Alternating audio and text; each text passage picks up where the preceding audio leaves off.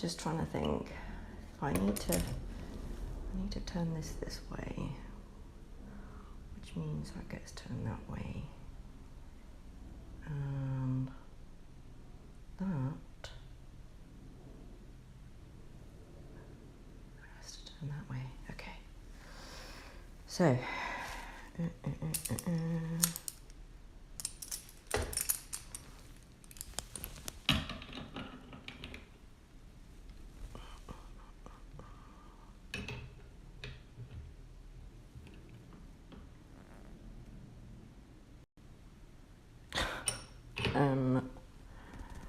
how am I gonna?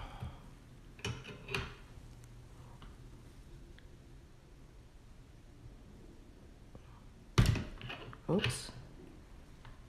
Hang on. So that's working. I just have to. It's not rounding it, is it? Okay.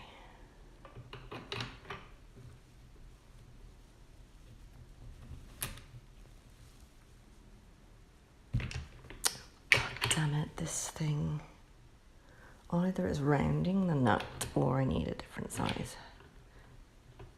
Yeah, it's not going to go around that way. I'm fucking rounding the nut. Okay.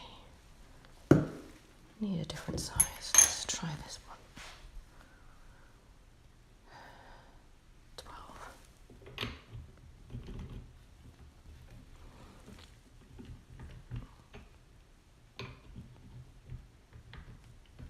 See, I reckon that's too tight. These spanners are shit.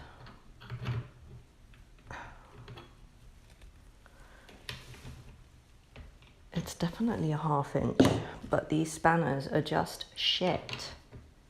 It's too slack.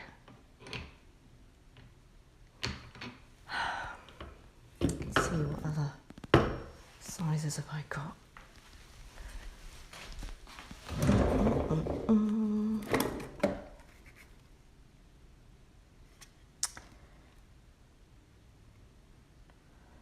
13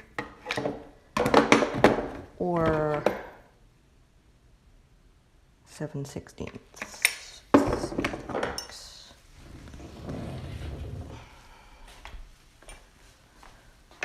It's supposed to be 1/2 inch, but that was a load of rubbish, wasn't it? Right, okay, so 13.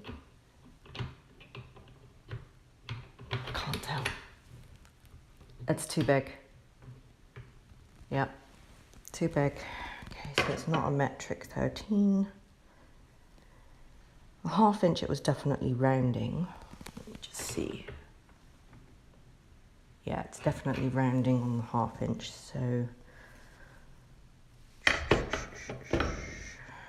13, 12, try the 7/16. Nope. Too freaking tight. No, it's too tight. It's just a shit spanner, isn't it? Oh, look. It is a shit spanner.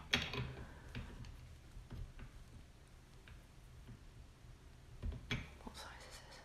Oh, it's just 12.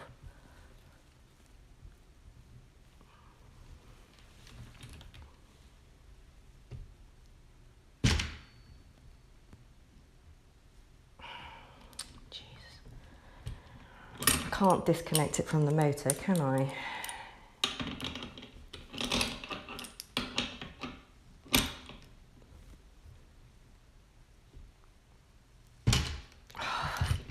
God damn it.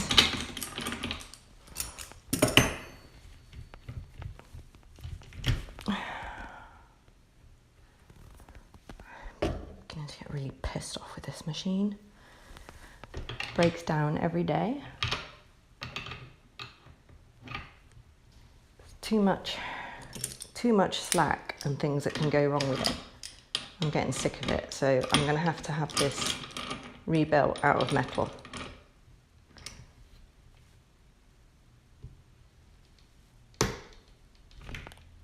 Yes, okay, that did it. Right,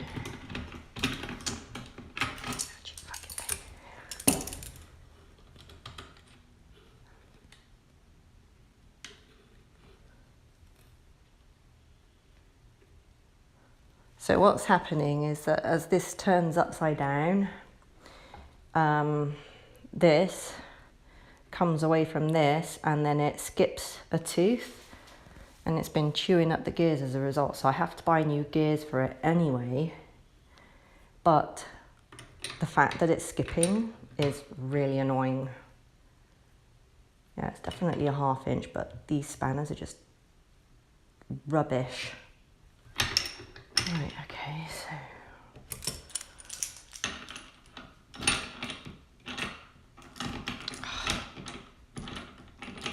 come on, okay.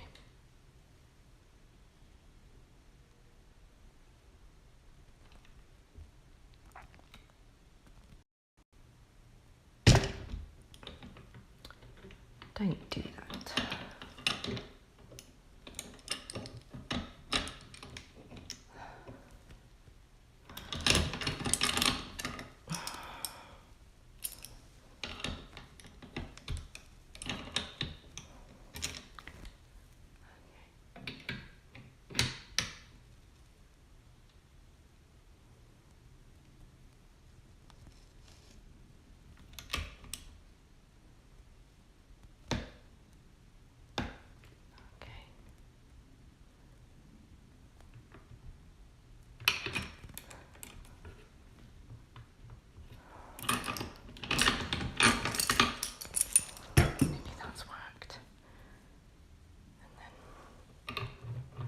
This up.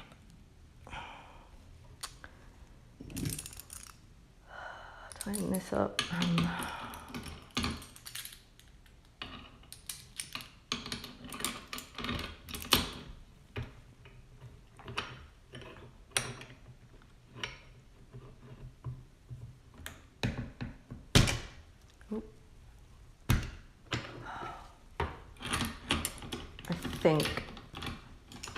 I think hopefully I might hold it. Let's see.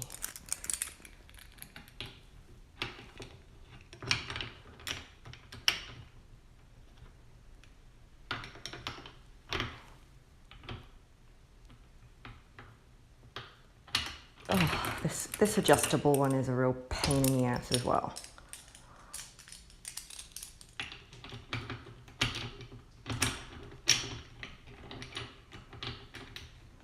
I really could do with just 2.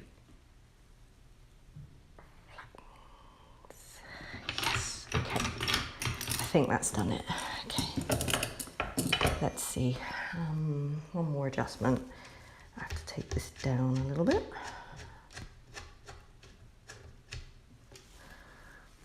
This side down.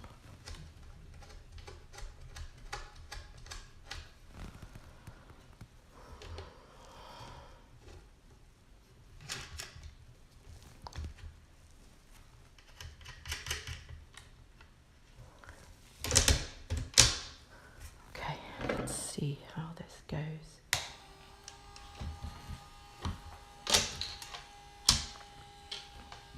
I'm checking the smoothness of this rotation.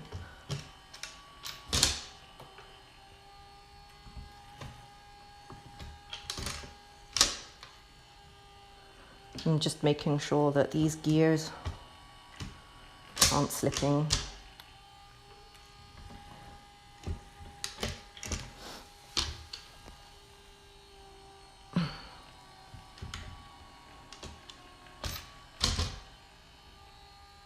Okay. Oh.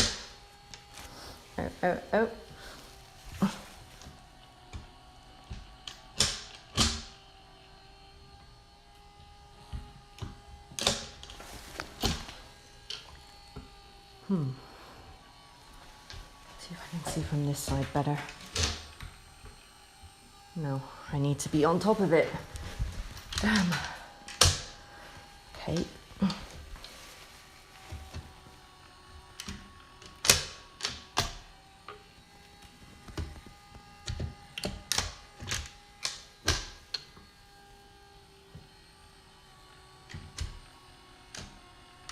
I think it's still a bit slack. Hang on. Go the other way.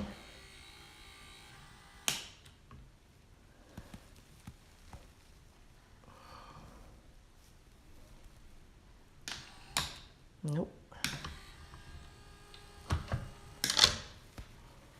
No, it seems to be intact. So, this can't.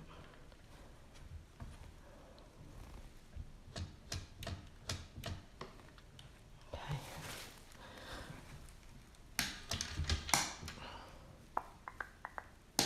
No, oh wait. Set it upright again. Right.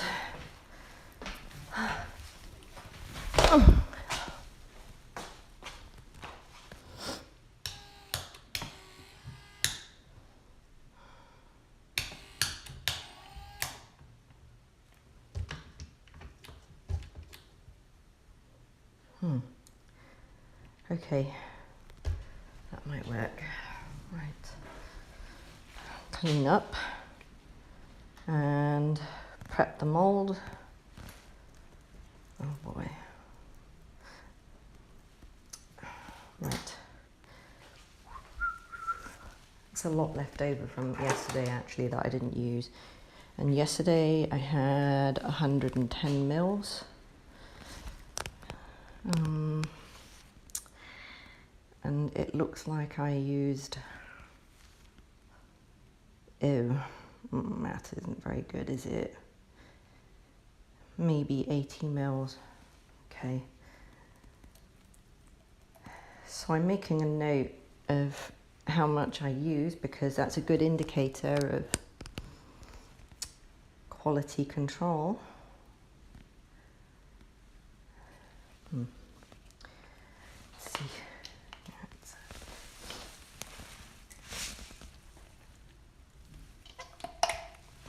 Okie dokie.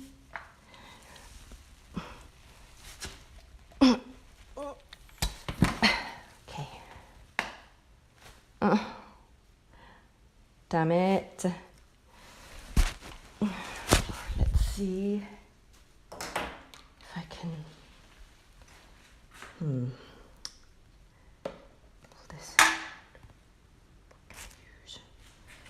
See if I can hook it out with this. Oh, I might have to fill it with water.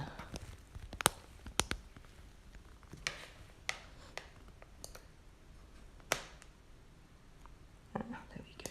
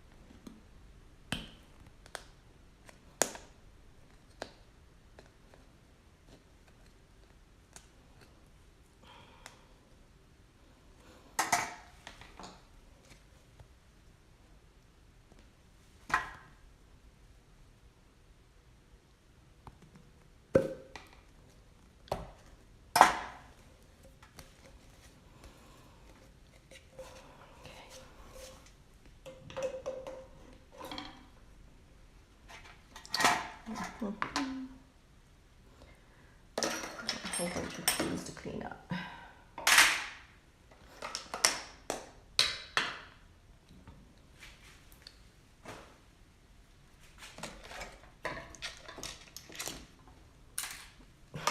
All this stuff that I have to clean up. Actually, I'll just put all the tools there for now. Do this to start with.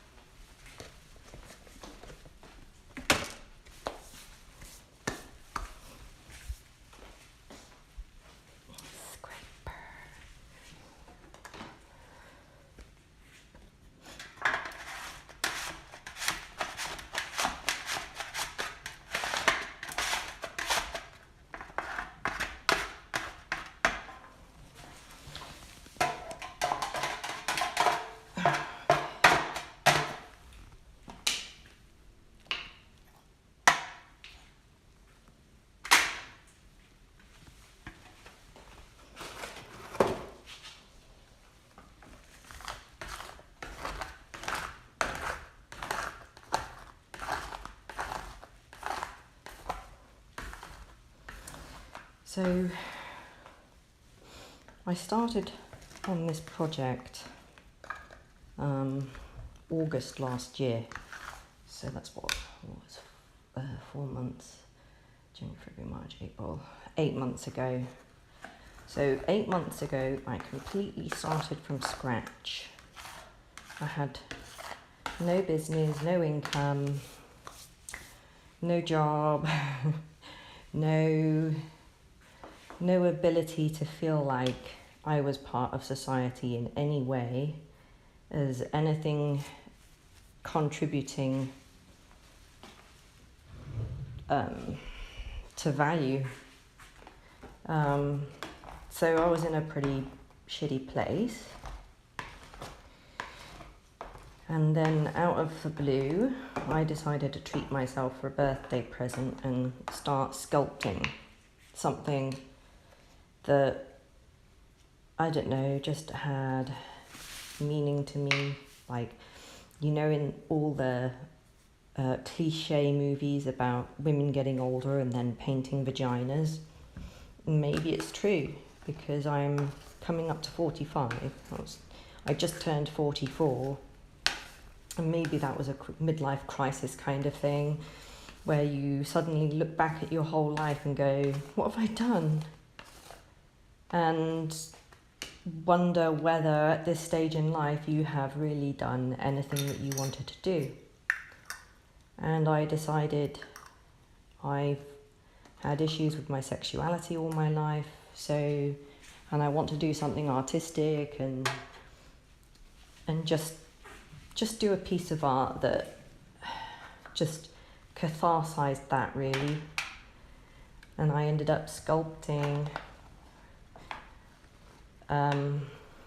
at the dinner table a celebration of feminine sexuality.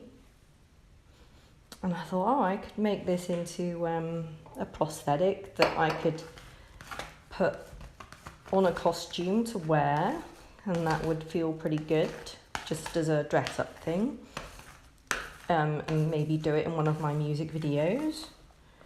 So I bought some moulding material, and with the support of my patrons on Patreon, who were supporting me, I also got this rotor casting machine to enable me to cast these thin structures. And you know, I didn't know what was going to come of it. I just thought, I'm just going to do something that I want to do, because life hasn't been great, and I've had a rich life. I've done lots of things, but I've never felt really part of society or rewarded for any of it. So I thought, wow, okay, time to just do what I want to do. We're in a pandemic anyway. I can't go out and look for a job because I'm a mess, and it's still going to take me time to recover. And it started from there. And I started sharing my artwork in a group, mostly women. And I thought, I mean, obviously they didn't understand it. They were a bit weirded out. Most of them were weirded out. And there were so many questions like, what is it and why, you know? And I basically came out and said, it's a result of an unfortunate upbringing, life, childhood, whatever. And I just thought I'd put my efforts into, I don't know, healing me instead of having it personally affect my life as it had done so far. And the group gave me a lot of confidence to continue designing and developing these artistic celebrations of sexuality. And I thought, oh, there might be something in this, but I'm going to see it through to the end and see what actually comes out of it. And I made the decision then to, I don't know, turn it into a profession, I suppose. Make it work. I just wanted to make it work. And so I went through so many redesigns, so many prototypes to try and make this thing work. And a lot of self-discovery along the way. I can say that it does work now, but it's not like field tested. I don't have like the feedback of many of my customers or new patrons who have bought into this. It's definitely helped me get a lot of stuff out of my system and feel more human. Maybe that can help others. So that was the goal in the first place. Is I know a lot of other women are suffering, so I thought I'd do something about it. Now, where's the broom gone? Oh, he said something about it being in the laundry room.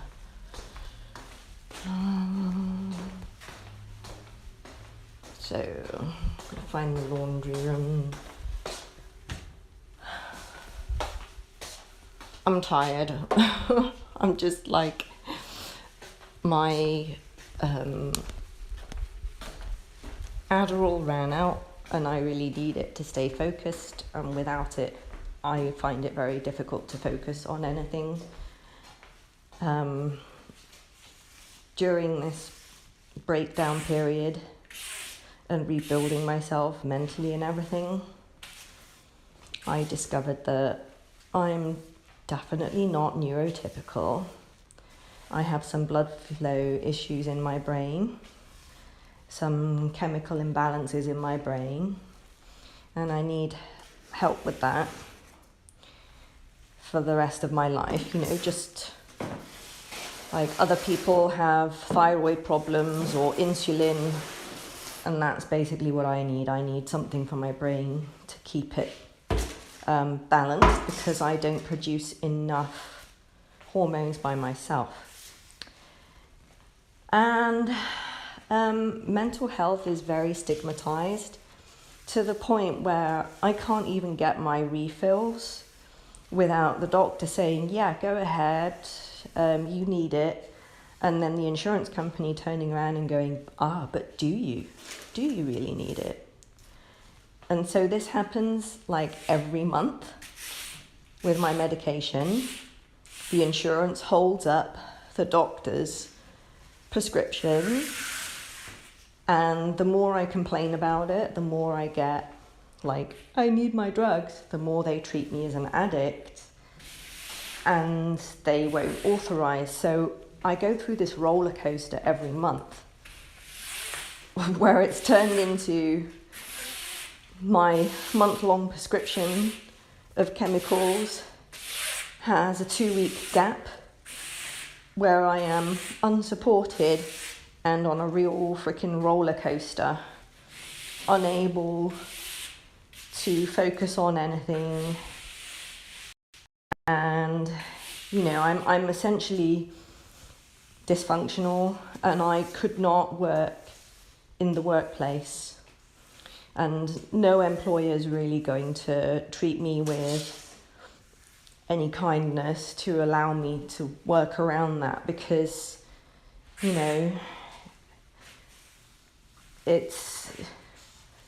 there's too much stigma about mental health, and no one really wants to provide that environment. So I realised that the only future really for me is to work for myself, where I can look after myself and be kind to myself. Because an employer is not going to do that.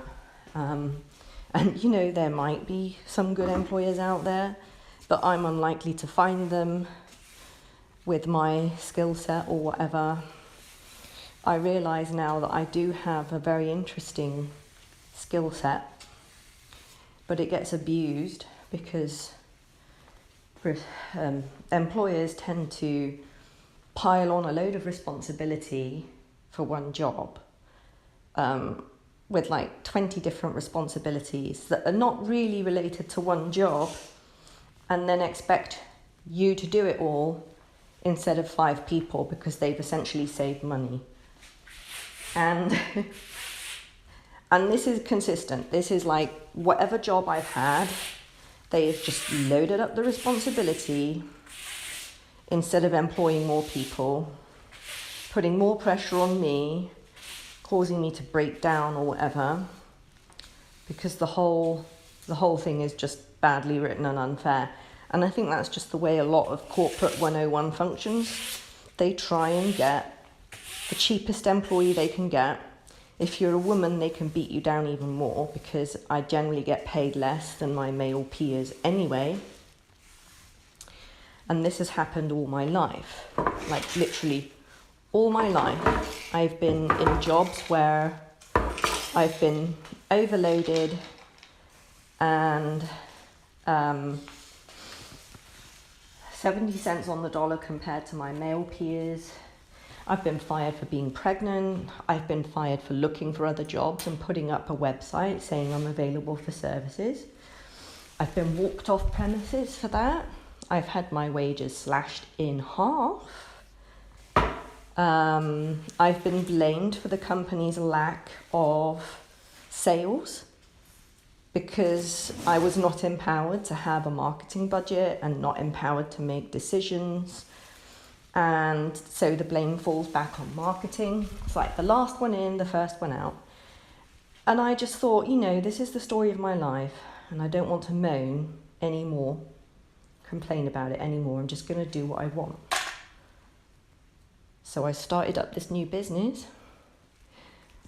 and it's taken over my kitchen, and I live in here every day, 16 hours a day.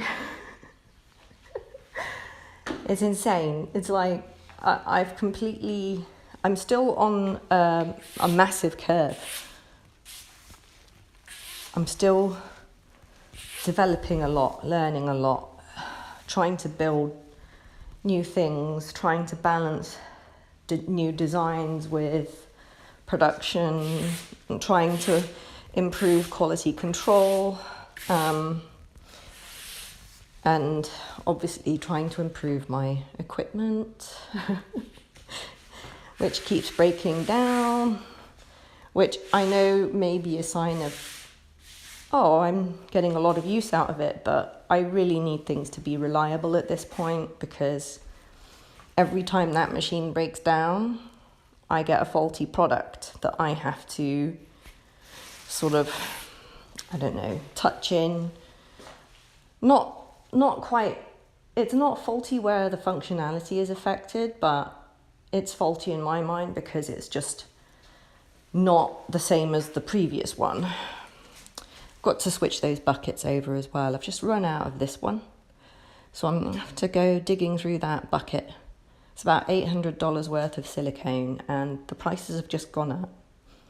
So it's now about $1,000 per barrel for silicone because of the world crisis at the moment. Thank you, Putin. And yeah, so this is weird. It's like I'm doing a startup and I'm doing a job that's essentially like 5 people all by myself. Yeah, it's hard, but I'm passionate about it and I can't wait to get over the bridge where I can employ someone to help me. Employ someone to help me with everything that I do. And yeah, I don't want to work 9 to 5. My best focus hours are in the evening. It takes me a while to start up in my day. Is that a screw? I wonder where that's from. Oh, it's a dome head. Ah, okay. Okay. All sorts of screws. I don't really have a chance to clean up a lot because I'm working so late, and then I leave the lab in a mess because I let anything that's going to cure overnight, and then I discover the next day if all the surfaces are gooey, if anything hasn't cured. So I do this before I start, just cleaning up everything from the previous day. Seems like a lot, doesn't it? Like a lot of rubbish down there. So, I have to switch out these boxes because I'm running out of trash boxes.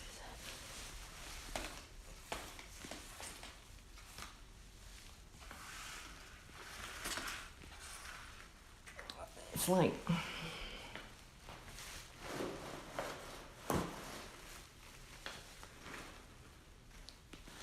Oh, my shoes are cute.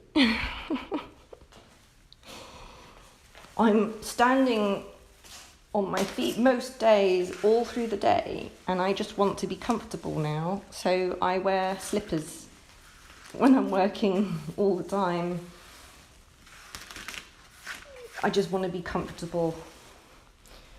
And the mats do help somewhat for standing long periods of the day, but yeah, oh boy, my feet have been sore in the evenings.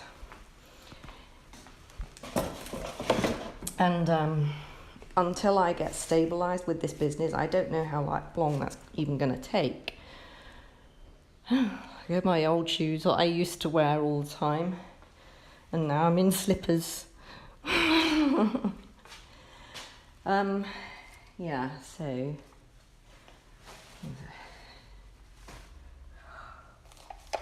oh, that's where it is. Oh, I wonder where that has gone. Oh my god, look at this. All these things I've made in the past. I've tried everything. I've made clothing, I made jewellery, I made avant-garde latex wear. I've always had new ideas and started new businesses. And the worst one I had was marketing. I started a marketing business and I just hated it. It was all about everyone wanting me to promote their business, right, while looking for new clients. So you have to do both at the same time. Promote yourself and promote other people's businesses. And like, honestly, most of the products out there are like, I don't want to sell them. I don't want to do that. I actually hate marketing. I even hate marketing myself. I have to do it, and it's really hard because this project is close to my heart. And the moment you put yourself out there as a business, people start attacking you as a company. You know, oh, but something else. And it's personal. I take it personally. And I know you're not supposed to, but people are just horrible. I don't like people. I like being on my own. So,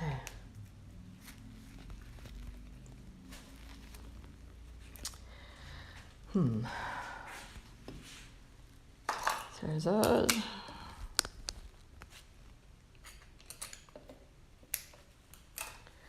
Oh, I need a new trash bin, don't I? Okay. Let's take that out. Just use this one for now.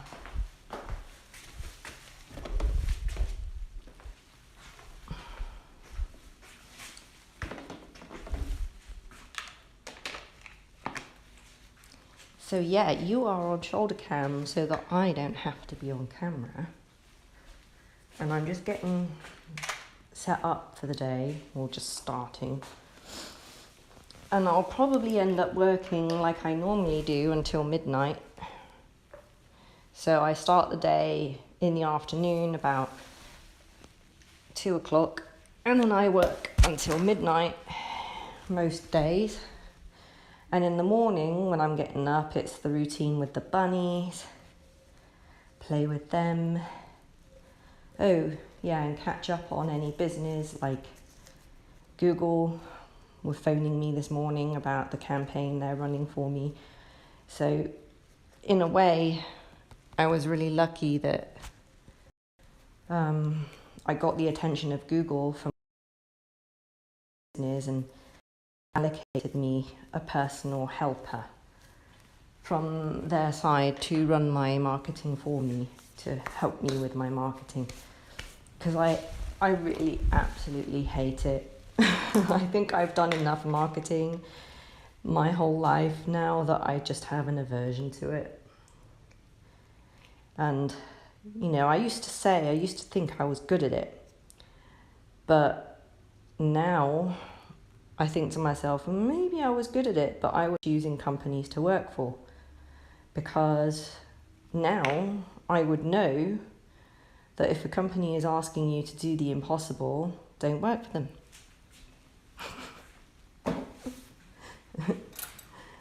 Just don't work for them. Find someone else. So that's kind of my new thoughts, really. I went through a phase of thinking, oh, there's no one out there that I can work for. You know, I don't have the right skill set, blah, blah. And it's a really horrible position to be in. It makes you feel desperate, and if you're desperate, you take anything. And so, you know, my salary offers were going down and down, not going upwards. I think the last job I had, my salary was 36,000 a year, and that was for business development in Austria for supposedly a startup company. But yeah, it burned me out for not a lot of money and nothing that I want to put on my resume, because I'm not proud of the company I worked for at all. So, in actual fact, I've gone through my history on LinkedIn and removed all the companies I work for, because it's like, I don't want to pursue that anymore. I don't care about them. These spanners, I think I'm going to return them and buy different ones, because I don't like these. So that's a 13. Universal. Which one's metric? I can't. This one's metric, so that's a 13. Oh, it's this way around, right. That one goes in there. That one goes there. Yeah, I really don't like these spanners. They've got, it says speedy open end, but what happens with this annoying open end is that you've got a lot of slack before it actually turns, and if you're working in a tight space, it's just useless, because by the time you've gone a quarter turn, you've run out of space. So yeah, the speedy grip is rubbish. So, and it has it has caused a lot of problems because when I need to do a fast changeover in my machine, it has to be fast. I can't be messing around with spanners. I have to build a quick release on this somehow. Some kind of quick clamp release. Yeah, I don't know how I'm going to do that, but I'll have to figure it out. Oh, so,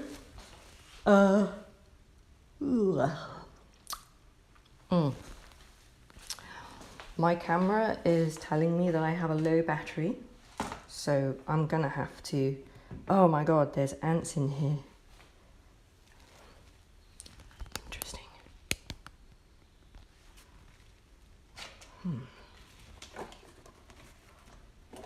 Let's chuck that bin.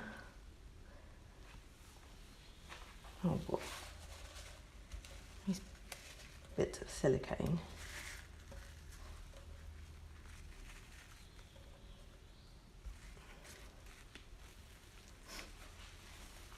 When I'm working with silicone and this stuff comes off everywhere, I have these bits of silicone everywhere and they stick to everything like snot.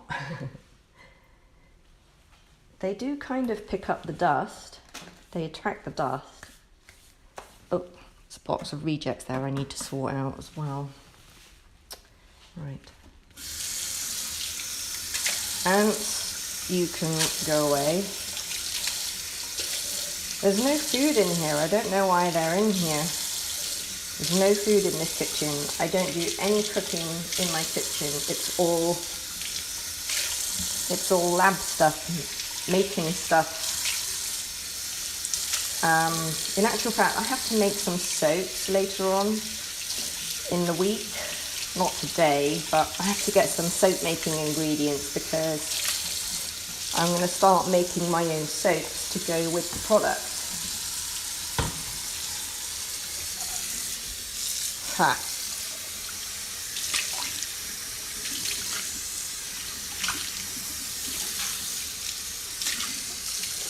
Ah, goodies. Yeah, so that'll be interesting to see if my soap making experiment will go all right. I spent the time to make some really nice molds from seashells, really exquisite seashells and starfish and things like that. And I bought my own perfume mix, so it'll be nice to see if I can get everything thematically into one product instead of having to buy from anywhere else. Then everything I'm doing is made here in the US, like nothing is made in China, because I wanted to be doing something that was adding to the economy here, exactly where I live, and not sort of adding to the environment waste, transport and things like that. So even though I'm using silicone, which is a synthetic elastomer, I want to keep as much of it as locally made as possible to reduce the carbon footprint. And that includes keeping an eye on waste and recyclability of everything that I'm using.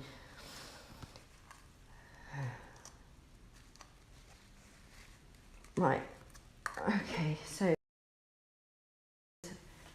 how's this doing, by the way?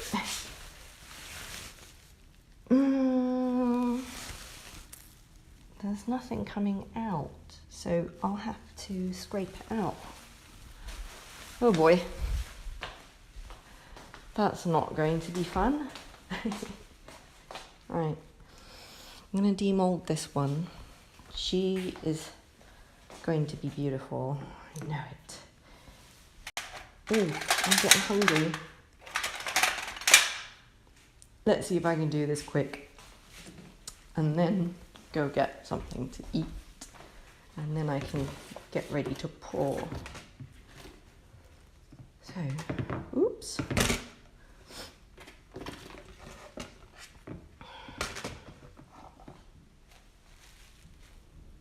I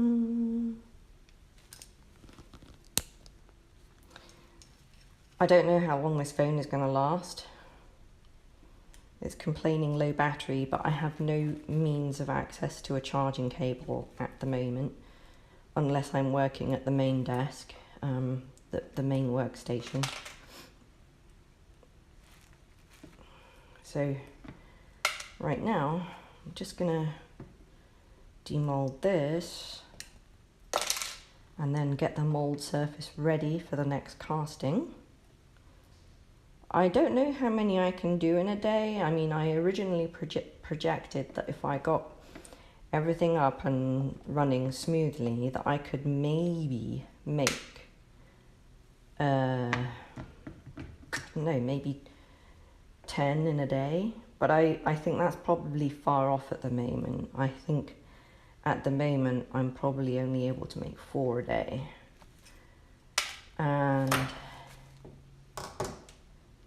And to increase my output up to 10 a day, I would need some semi-automation, like mixing machines and dispensing machines that did things automatically so I wouldn't have to do it.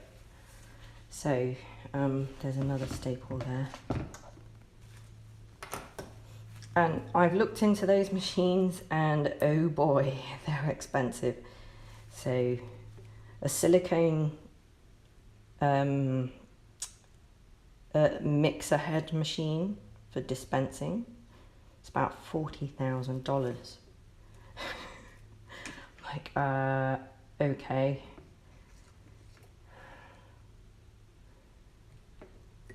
And I'd have to have them custom made as well.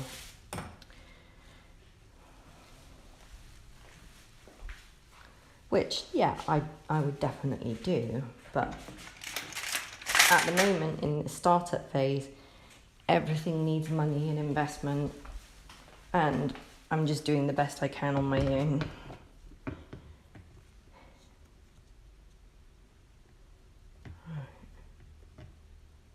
Just got to find a way in.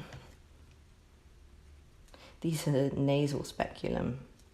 Actually, I went to a doctor recently who used one of these on me, and he looked up my nose and went, "Oh my God, your nose is disgusting."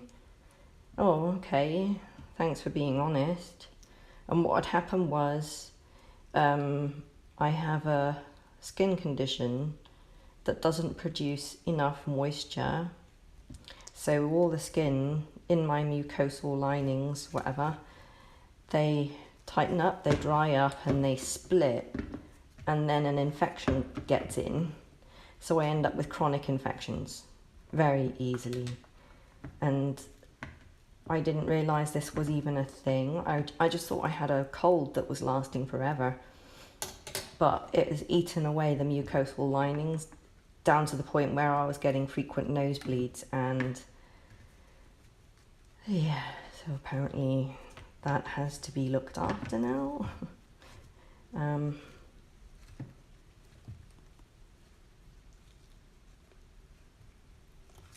I've also noticed though that I need forceps. Hang on, let's get my forceps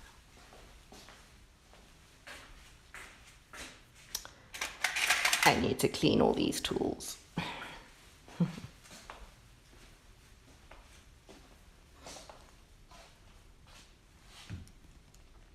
So I invented a completely new product. The concept doesn't exist out there at the moment. It's a very simple product, but it has to be faithfully executed. Otherwise, it just won't do the job it's supposed to do. So it's meant to be a combination of fine art, aesthetics, because it needs to be emotionally connecting. And it's mechanically quite functional. And the only way you can achieve that functionality is with thin skins. So it has to be engineered to be functional with thin skins and ribbing to control the stiffness and collapsibility and feedback, the massage feedback that you give yourself when you engage your muscles correctly. So a lot has gone into this, and it's not something that I could just, you know, sculpt and then cast in a week and turn around. This has taken months of development, different shapes and sizes, like just a quick show you here. So different entrance designs, different sizes. Yeah, the channels for the mechanics of the actual expansion and collapse was interesting to design. The geometry, the size, the everything like that has to be designed. And where? Oh, there's just loads there that I need to sort out, and those are all sort of concepts, rejects that I moved through during the development process, which I think I'm going to list as just art pieces now, just to get some cash flow going as well, because oh, I can't see what I'm doing. I need glasses. That's another weird thing I noticed. My eyesight has rapidly declined in the last year. And I'm not young anymore. So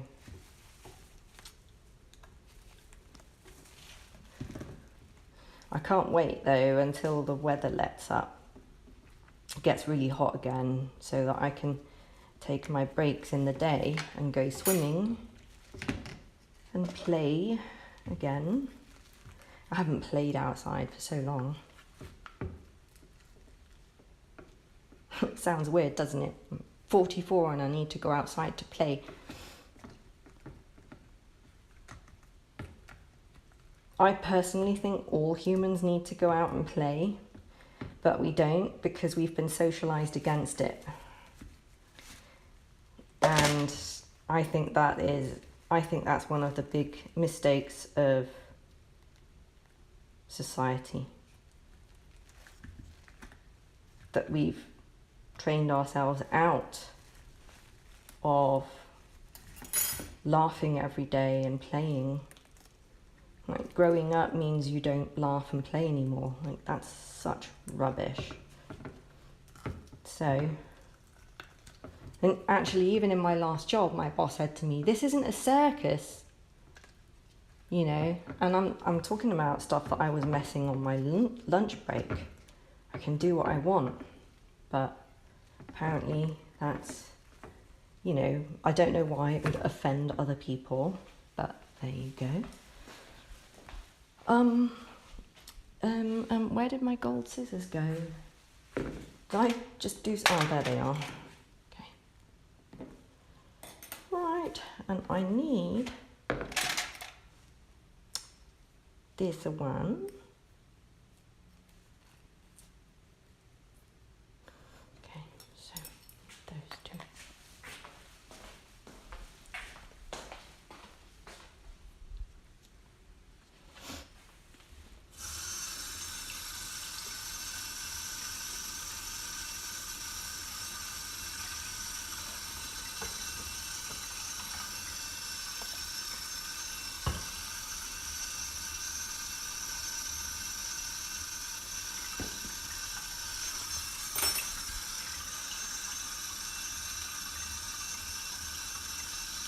So I just go around and release it all the way around, and then work my way down.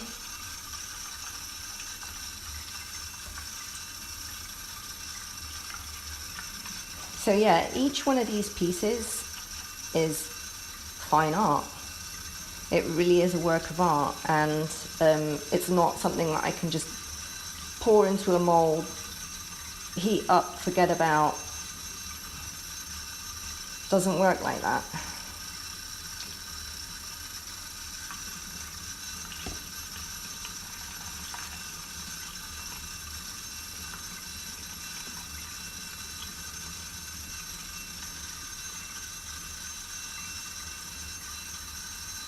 I'm just working my way down and releasing everything.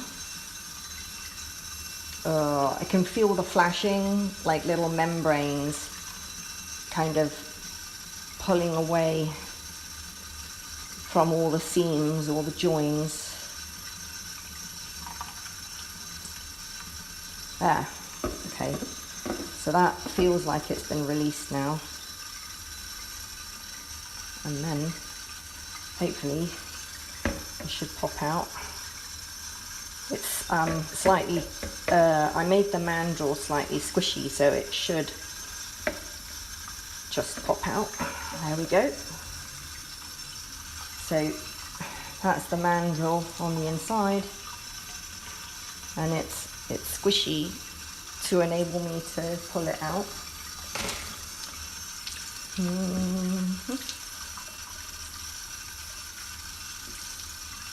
And I can't just yank it off the mold because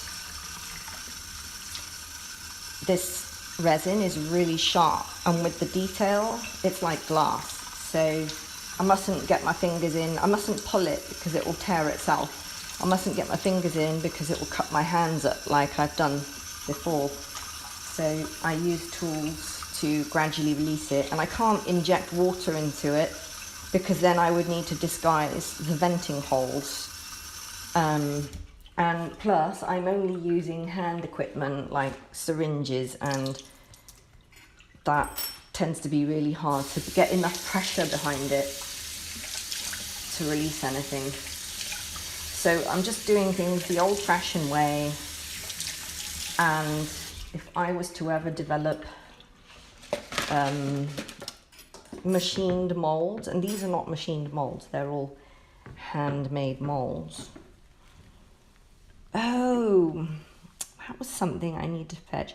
So I just had a delivery yesterday, which I didn't go outside to fetch from the mailbox, of my new illuminated close-up glasses, so I can see what I'm doing, because they've got little LED lights on them, which would be really helpful for me. I ordered them because I was like, oh my god, this intricate work I'm doing is so difficult. I needed some tools or whatever.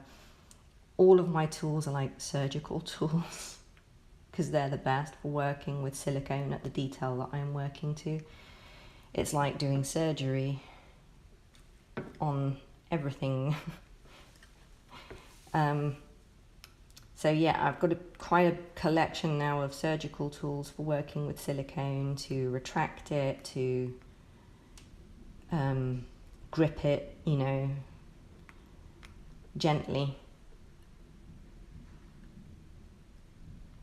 And this process doesn't take too long, but sometimes it goes easier than other days, which is really weird.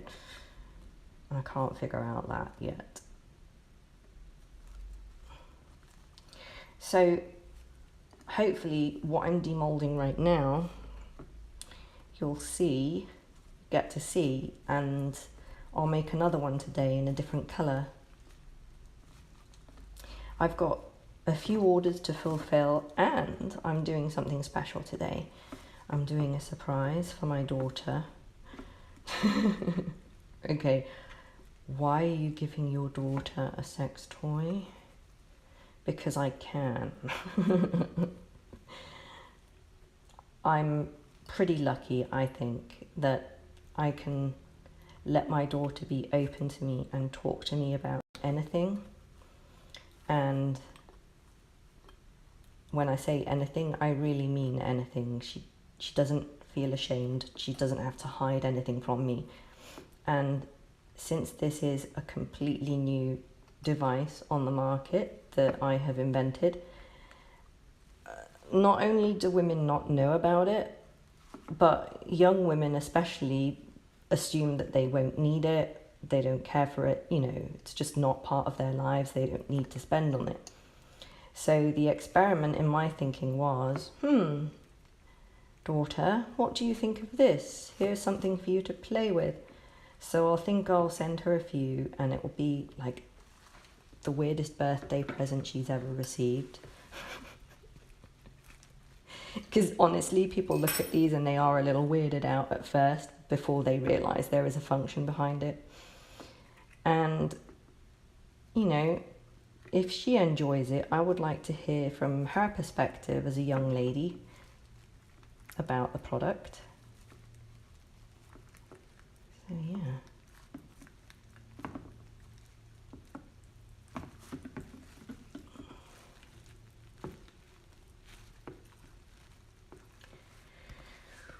Wow. I don't know, before I've pulled these out of the mold, sometimes it just went really fast. But I'm so afraid of doing that and then tearing something. Oh my God, my voice sounds so boring. Like, if there's anyone watching this, I'll be surprised. And I do it because I'm documenting everything. And when I say everything, I mean everything. The process of building this startup business itself has been quite a learning curve for me. And I just think that would be useful to document somehow, because I just don't know how it's going to turn out, you know? This startup business could fall over, or it could grow, I don't know. But because it's completely new on the market, it's a disruptive design, I'm expecting to be copied, and those copies may be less well executed. So I intend to be kind of the first out there to at least document everything that I've done, so people know a copy is a copy and wasn't their idea, kind of thing. So I am applying for patenting, but I don't have the cash flow to go through that process right now. So I'm gonna start thinking about doing a fundraising campaign for this startup business, and yeah, just see if I can help myself along with that, because I need help, and I can't afford to take out loans or anything, because I'm such a new business that it's, you know, I'm not trusted, kind of thing. You have to build up some kind of trust score or 6 months of trading before you can take out a business loan. So I don't have those options available to me. So I need to investigate if there are grants or anything, because that could be an option for me, but I'm so busy doing this, I don't even have the time to look for grants.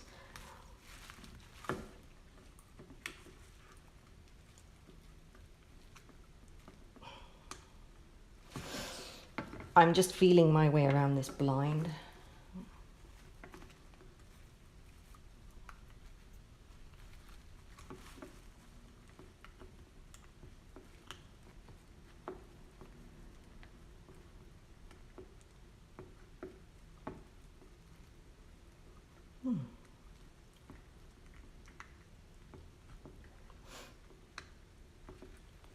Interesting. So I just notice if I feel where it's blind, you can feel where the rubber is under a lot of strain. Oh, my battery's gonna die. It says low battery, so you'll probably be gone in a minute. I hope I get to pull this before you go, so then you can see how beautiful she is. That would be amazing.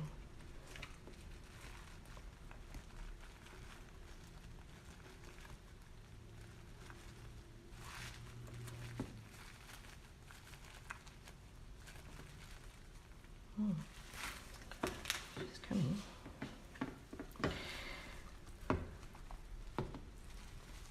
I'm not going to stress too much about trying to pull her out quickly, because these molds are new. They've only cast a few of each, and every time I've got them out the mold, there has been a different way of pulling them out. So I'm still figuring out kind of the safest way to pull them out of the mold.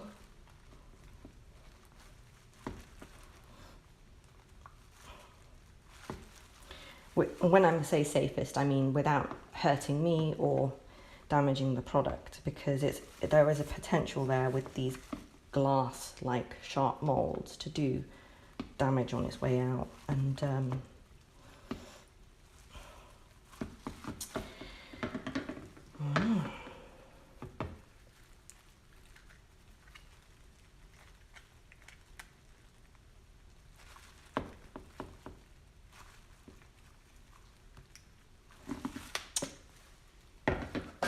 oh my god, it's really hard actually with the thing on my shoulder to see what I'm doing. So I'm gonna move you a second, and if you manage to stay online, great, but if you disappear offline, then I'll show you the result in the next feed when I start up the next pouring process. So let's switch you around. Oh, you get to see me. Ooh. Shoulder cam. So I made this rig out of some bendy wires, and I took the camera grip off a dashboard thing and ground it to fit this ball socket. It works. Right, don't know how long you're going to be online for, so probably not long.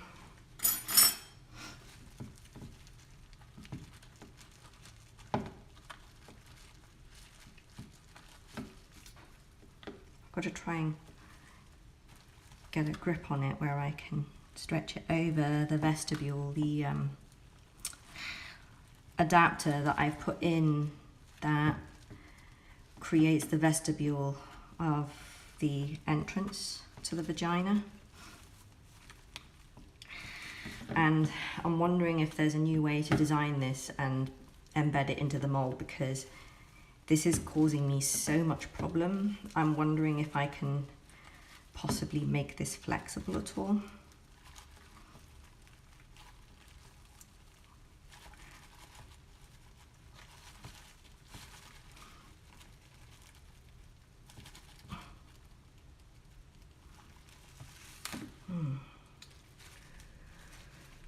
Normally, I seem to be able to pull it off from the front, but it seems to be coming better from the back, which is really weird. Oh, maybe if I hook it out, maybe I can hook it out with this.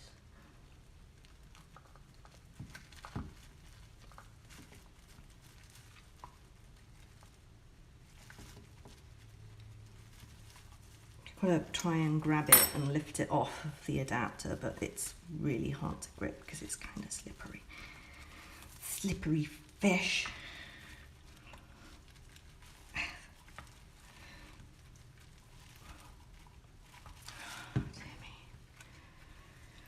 It's not that this is going to be stuck in here forever, but so far, every time I've pulled one of these from the mold, they've come out in different ways. There's been no sort of, that I can find any standard way of removing them from the mold.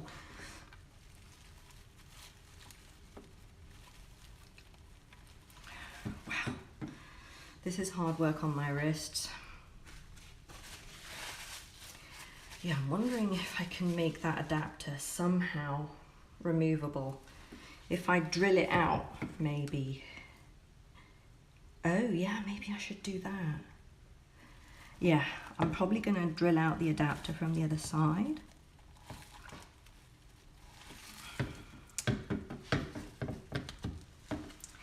And then I'll make it a multi-component mold. It already is multi-component, but this regular struggle is just not practical. And it's also worrisome because it's a potential quality issue if I tear anything, you know.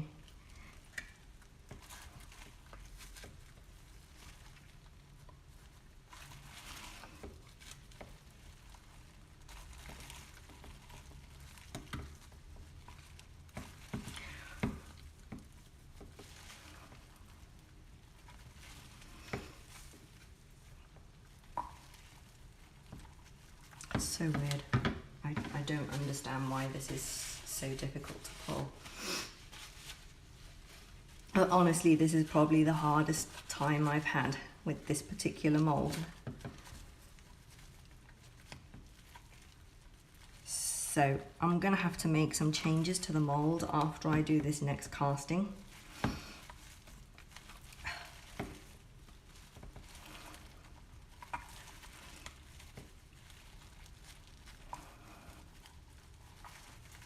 Oh, found it. Here it comes. Okay. Here she comes.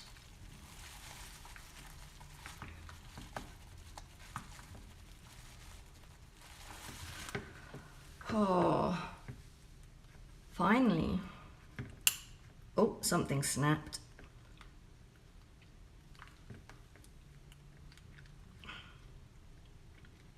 Yes, okay.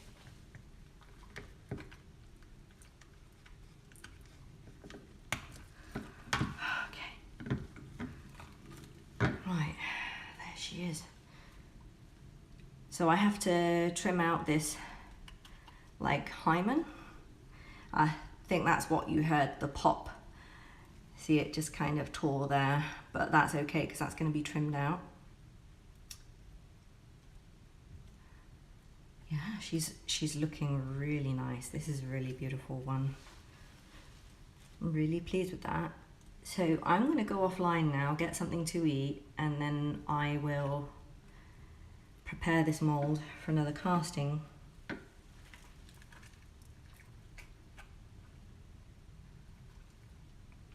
She's absolutely perfect.